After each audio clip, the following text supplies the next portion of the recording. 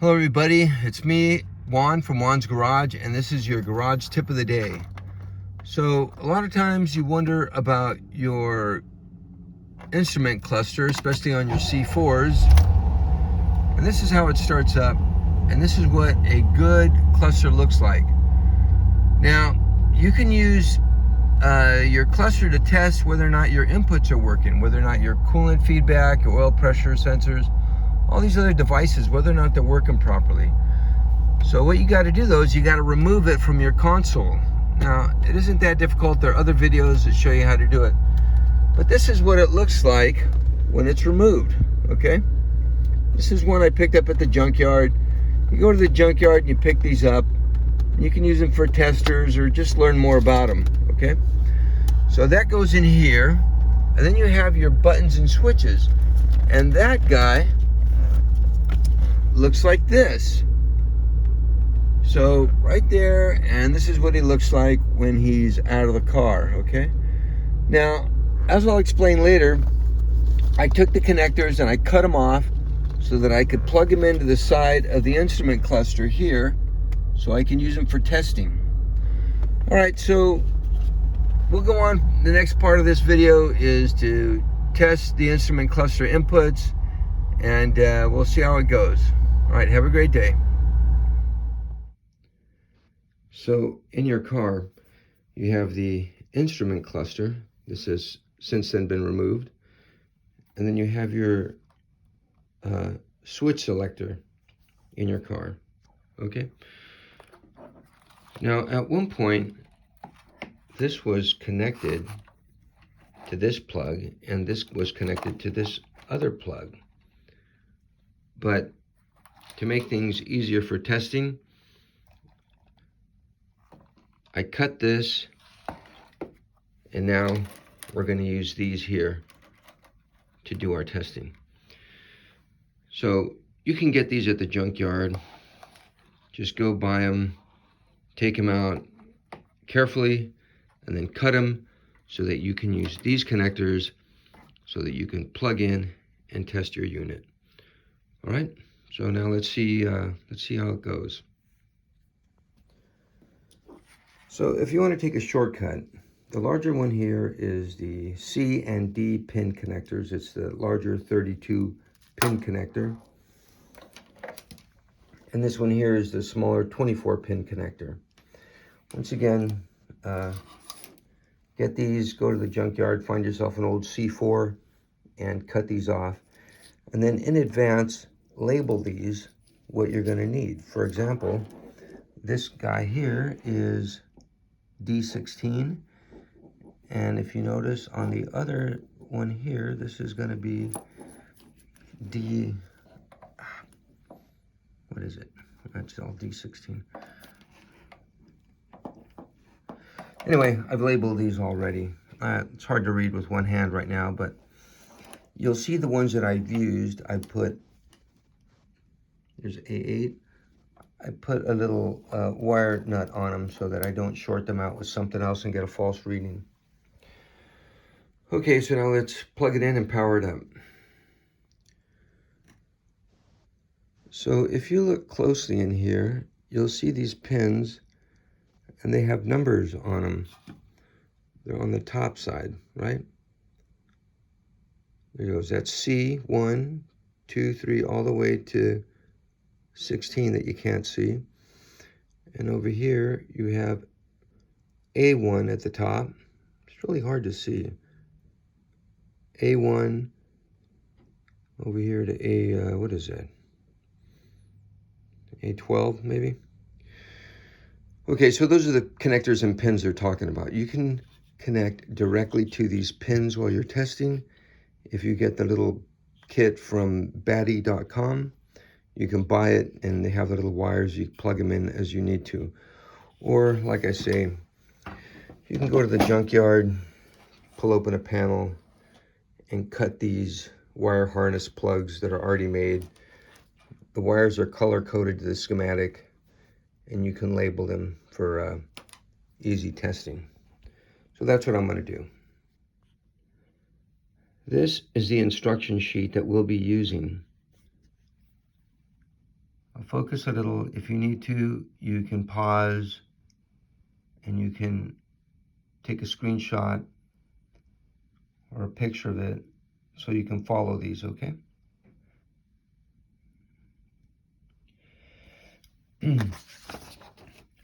Now you have two connectors. You have the 24 pin connector and you have the other 32 pin connector. These explain the colors and what they do. Once again, I'm not going to spend too much time with these, but you can pause the video and you can read those at your leisure or take screenshots. The 32 pin connector begins with the letter C also, okay?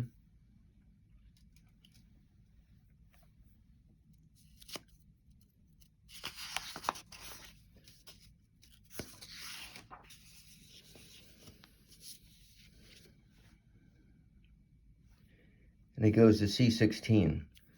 So one side is C1 all the way to C16, and then you pick up at D1 and it'll go through D16, okay? If you don't need to read these, you can just fast forward through the video and go to the next step.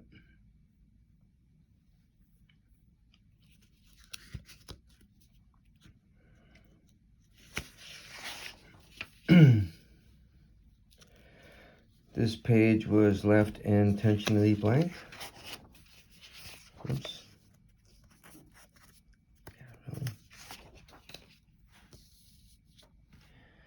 Now, some of these schematics were taken offline and some were taken from the manual.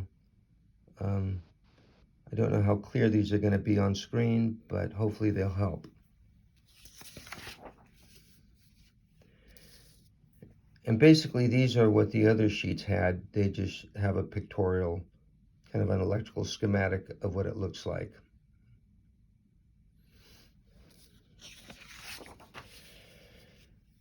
And this identifies the different clusters, okay?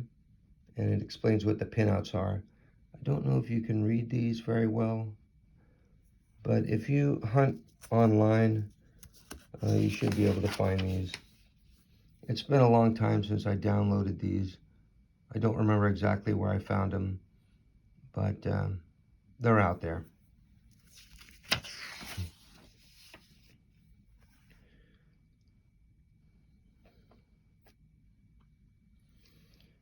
But these are also, like I say, the reference guides, and they can help you with the other stuff that they all basically repeat themselves. Now this one here was taken from batty.com. I'm sure most of you are probably familiar with that. But this also explains what the different connector pin inputs do. And then here's a pictorial. Kind of a nice one, I guess.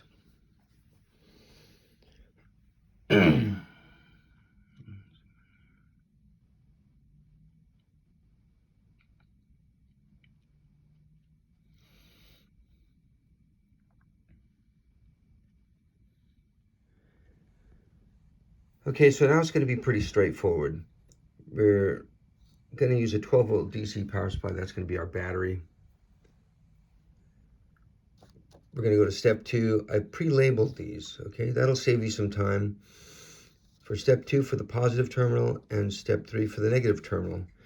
Now, once you connect these, okay, you see how I've got them labeled and jumpered here. So I'll connect the positive here.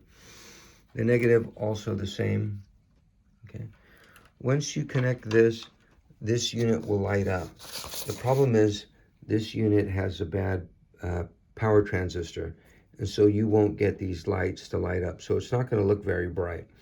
But I'll try to capture it as soon as I energize it, and you'll see what it looks like, okay? Okay, get ready. I'm going to try to energize this thing, and we'll see how it behaves.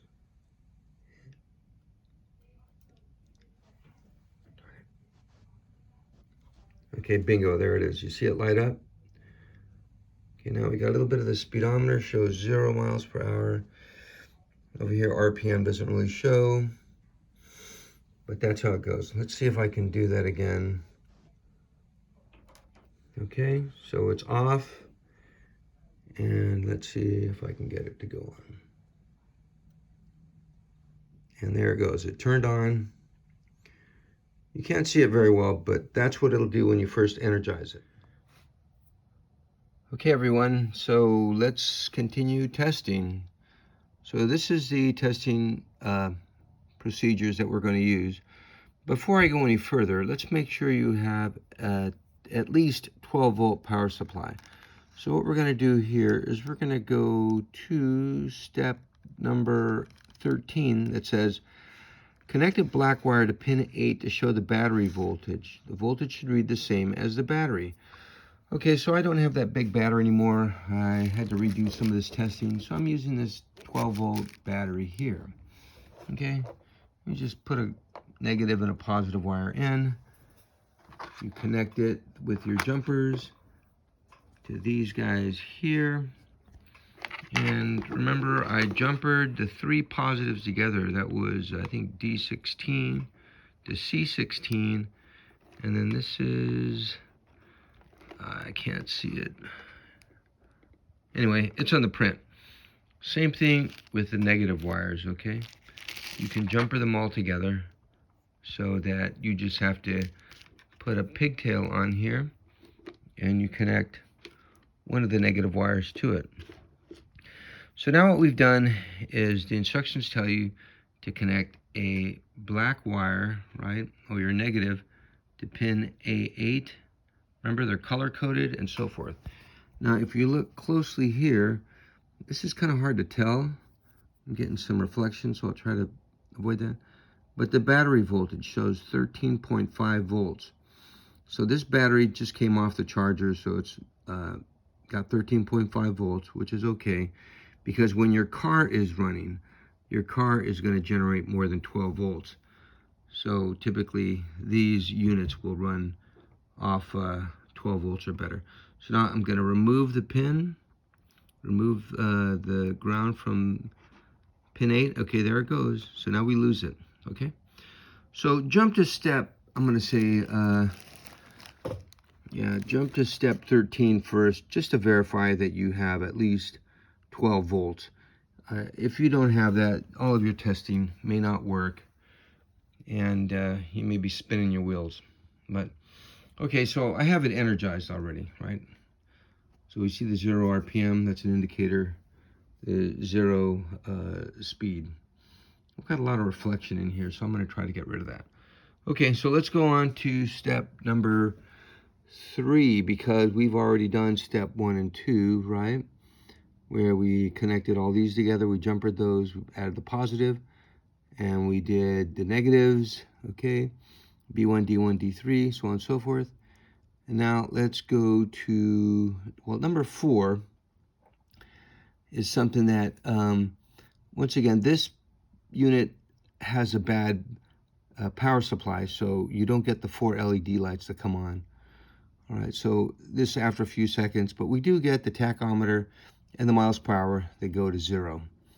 So now let's go to step number 6. We can't do either because, once again, power supply is bad, but if your power supply was good, you could cover your, this is your photo cell right here, okay, in this corner right there.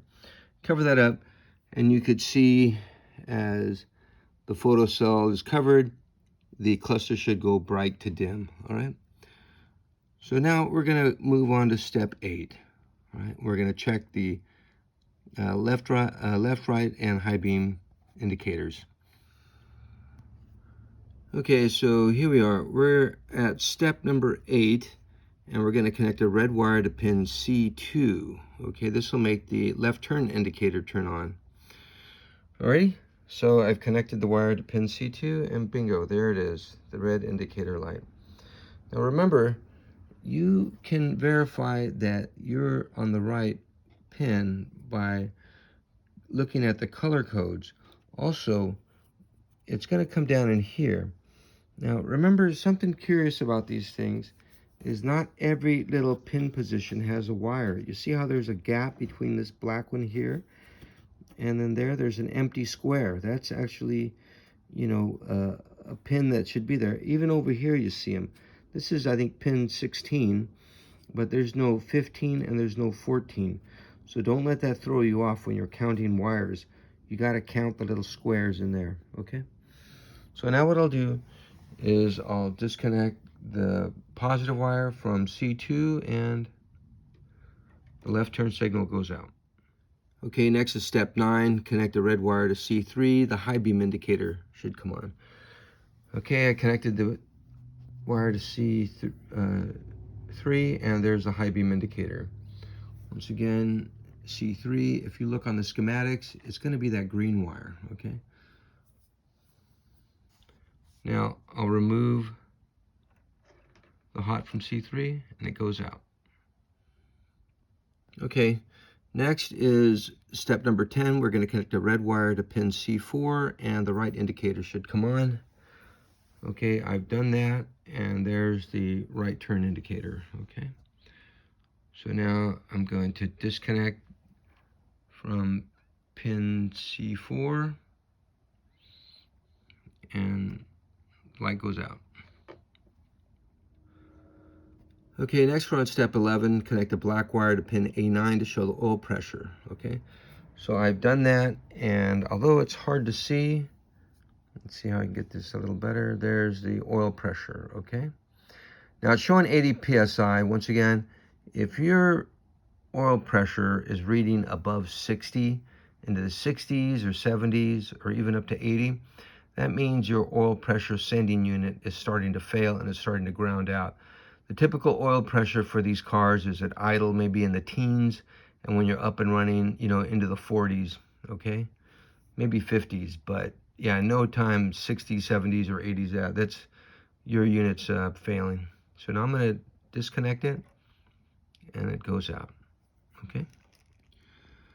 Okay, so the second part of this oil pressure test is to connect a black lead to pin 1. The oil pressure should change from high to low. Well, they say from low to high, but it's high to low. So previously we had about 80 PSI on the oil pressure. Okay, now you can see we have 0 PSI. Okay, I'm trying to get a good focus, so you see at 80, or excuse me, we're at 0. If I disconnect the lead that I just connected to C1, you see that go back up to 80, okay? Now I disconnect the pin from A9 and we lose oil pressure altogether. Okay, now we're on step 12. Connect the pin A10 to ground. Okay, when it tells you to go to ground, that's your negative wire. So A10 to ground or your negative wire, and what you'll see is you'll see the oil temperature has gone low. All right, it's hard to see here, but it's gone low. All right, now I've got so much freaking. It's really hard to do this when the lighting's bad. But let's go with that. So if I disconnect this, you'll see it go away. Okay. Okay, continuing with step 12, we've done A10 to ground, show the oil temperature. Now we're connecting a black lead to pin D6. Now remember, you don't remove these. Follow the instructions. When it tells you to connect it, if it doesn't tell you to remove it, you leave it connected. So at this point, we have 2 connections, right? A negative to A10 and a negative to D6.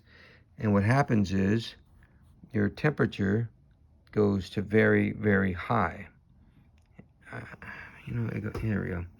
Temperature goes very high, and you see the red indicator here also. So that's probably max temperature.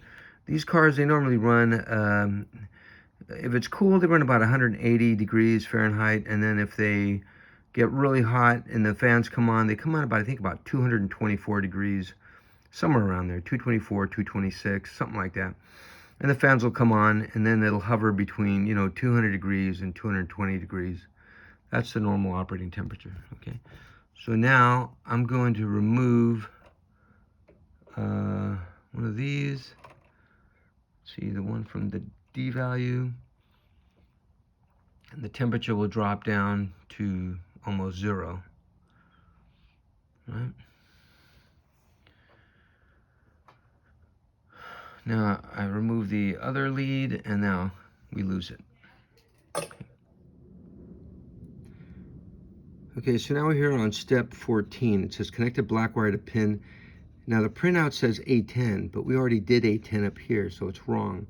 It's actually A11. So connect a black wire to pin A11, and it'll show your coolant temperature, right?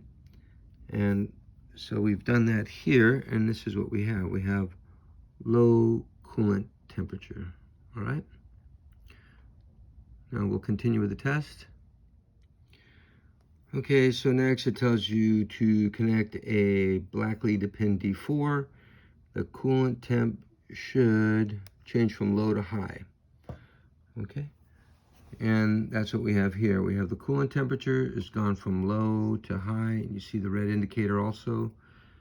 Now, what I'm gonna do is, boy, that's kind of hard to see, isn't it? I'm gonna remove this guy here, and we go from high temp, and the temperature ramps down slowly.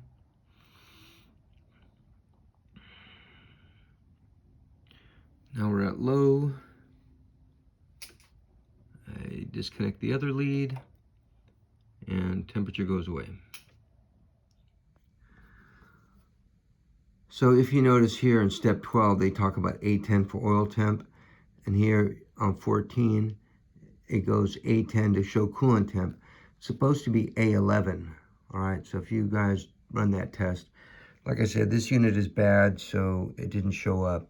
I thought I tested that before, and I thought it worked, but anyway, just to make a note, it's A11 for the coolant temp.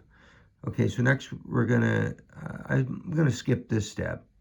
But next is going to be to check the fuel level. So right now you can tell the fuel is full, and I'll do that test. Connect the pin to pin C8. Okay, I have the ground connected to C8. And it takes a few moments, but you'll see the fuel level start to decrease, okay? So you know your fuel level input is working. A lot of these steps, you can use them to troubleshoot backward. If you think you might have a good input and you want to verify that your unit is working, you can go directly to your digital display and simulate the input to verify that your unit is working properly, whatever input you're trying to troubleshoot. Okay, so this works.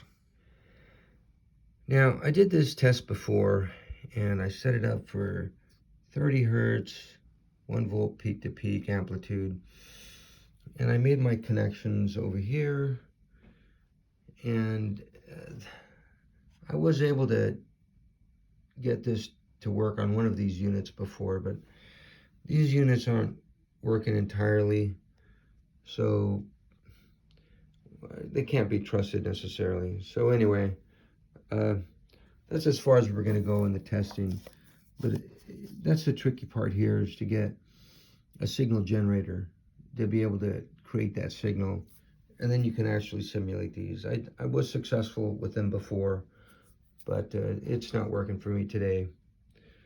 But anyway, that concludes our testing here. I hope you guys picked up a few pointers.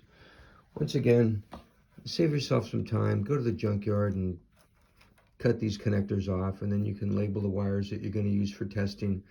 It makes life a lot easier than inserting the pins. Alrighty, so once again, this is Juan from Juan's Garage, and I hope you guys can use whatever I've displayed here, and it's a good way to troubleshoot either forward or backward. And don't be intimidated by it. It's not that complicated. Alrighty, have a great day. We'll see you. Okay, well everyone, that concludes our testing. Like I say, I did do this before, this step testing the tachometer and the speedometer. For whatever reason, it didn't work this go round. Once again, these units are damaged, so if you didn't notice, I'm actually working with 2 units because one unit, certain functions would work, and the other unit, the other functions wouldn't work. So there's a lot of effort put into making this video. I hope y'all appreciate it. And once again, you know, you don't need a whole lot. You don't need a custom setup. You can do it pretty simple. Get a couple of these guys, plug them into your 12-volt battery, or you can use your car battery, whatever you want to. The junkyard is your friend. Go to the junkyard. They're going to charge you for these, but well, it's a worthwhile investment. If you want to put your, you know, tech geek on, as I say, you know, you want to go geek on this thing, then you can go through these connectors, label the wires, so forth, and do your own testing. If anything, it's fun, something to do on a rainy day like today. And yeah, good luck with your testing. You can save you a lot of time, a lot of money. Not only that, just to know that, you know, the dealer or the repair shop isn't gouging you. You know what you need, you know. If your unit does need to be repaired, I'm going to give a lot of credit to batty.com. That's where this test procedure came from. Probably one of the best guys out there for this stuff, batty.com. And yeah, good luck with that. Hope this helped. Alrighty, so if I didn't say it already, I'll say it again. That was your Juan's Garage tip of the day, and I hope you all learned something from it. And keep driving those Corvettes. They're a solid car. They're awesome. Have a great day. See ya.